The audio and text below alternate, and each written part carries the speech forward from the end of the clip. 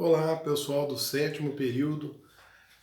Vamos então fazer mais um pequeno vídeo lição e vou fazer agora uma rememoração de algo que já havia sido falado em aula presencial, tinha sido inclusive pincelado já num pequeno outro vídeo lição, e agora nós vamos dar uma tratativa um pouco mais enfática, até com o objetivo de rememorar em relação à N1 que aí está chegando.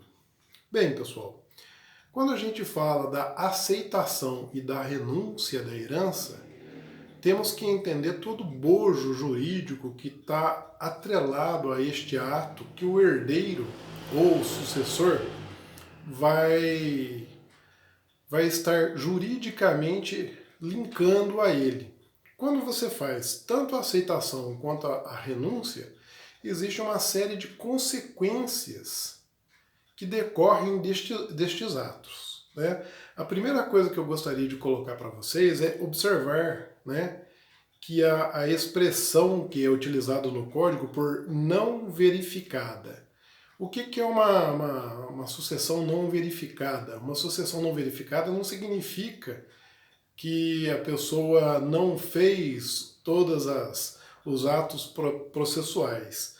Mas o artigo 1804, especificamente, né, lá no seu parágrafo único, ele coloca o seguinte: a expressão não verificada significa quando o herdeiro renuncia à herança. Então, quando você renuncia à herança, a tratativa que o legislador deu significa que essa herança foi não verificada.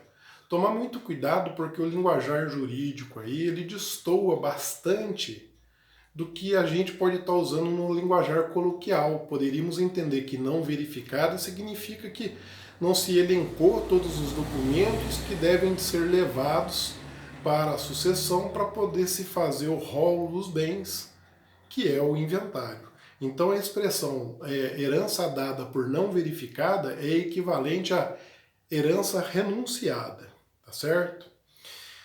E com relação à aceitação expressa e declarada da herança, como é que a aceitação expressa e declarada pode se proceder?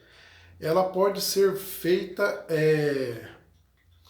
a partir do momento em que o procurador, né, aquele que está representando o herdeiro nos autos, se manifesta em nome dele.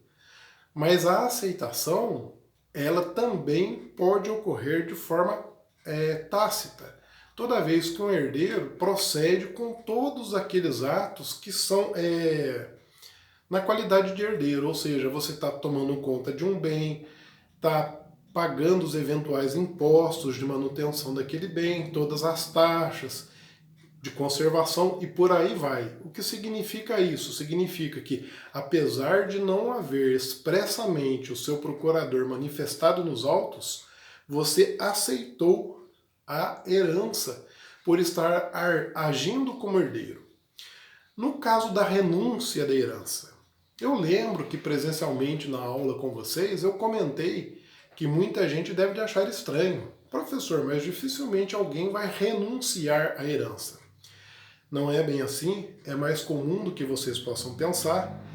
E a renúncia, diferentemente da aceitação, não admite uma renúncia tácita.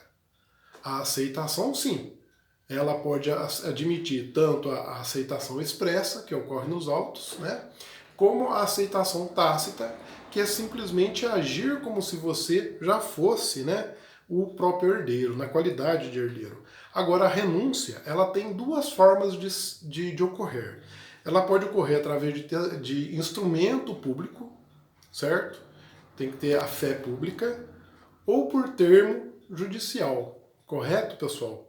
Então, esta primeira parte da revisão da aceitação e da renúncia da herança, nós vamos colocar claramente que a aceitação pode ser expressa ou tácita, mas a renúncia, obrigatoriamente, ela tem que ser feita por instrumento público ou por termo judicial, certo? Da mesma forma que aquele herdeiro aceitou e então o procurador dele manifestou a aceitação, aquele herdeiro que vai renunciar ou ele faz um instrumento público, ou ele pede para que o seu procurador manifeste a renúncia.